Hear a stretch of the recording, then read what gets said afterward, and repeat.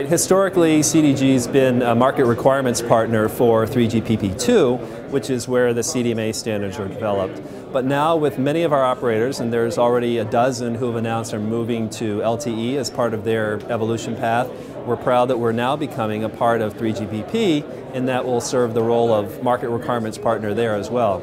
The role of an MRP is to represent the requirements of our members. And so what we do at 3GPP, like we've done at 3GPP2, is say for those CDMA operators who are moving to LTE or including LTE in their portfolio of operation, we'll support their efforts. The support that we do for our members, and our members include not only operators but manufacturers, application developers as well.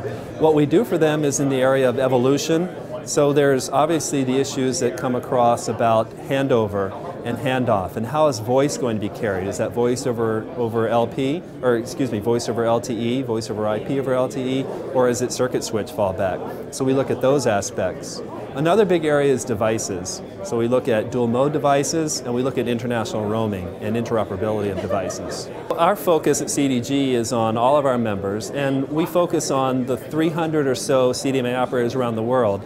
A small number of them, about a dozen so far, have announced that they will do LTE, and we have at least one major member, and that's Sprint, who's announced that they will do WiMAX and have done WiMAX along with their CDMA network. So we support all of our CDMA members, and we support their interoperability needs and their dual mode device needs and their regulatory needs, regardless of which next generation technologies they're choosing. CDG and our members are focused on two things. So one is the continued evolution of the CDMA path, and that includes evolution of 1X and EVDO through 1X Advanced and EVDO Advanced. So we've got that evolution that will continue, and that will continue for at least the next decade, because we have many operators who may not have the spectrum, they may not have the money, or they may not have the market demand for LTE or higher bandwidth network services. The other thing we do is support those operators who do need to go to LTE sooner, like Verizon and others, supporting them in their interoperability. So we see both paths going forward. I think the introduction of LTE is going to be very much like the introduction of other new wireless technologies, in that it won't be ubiquitous. And it won't be in every market in the same frequency band even. So for our customers, we think there will be a huge reliance on dual mode devices, certainly. So they'll have CDMA when they're in markets outside of LTE, or when they need to roam internationally as well.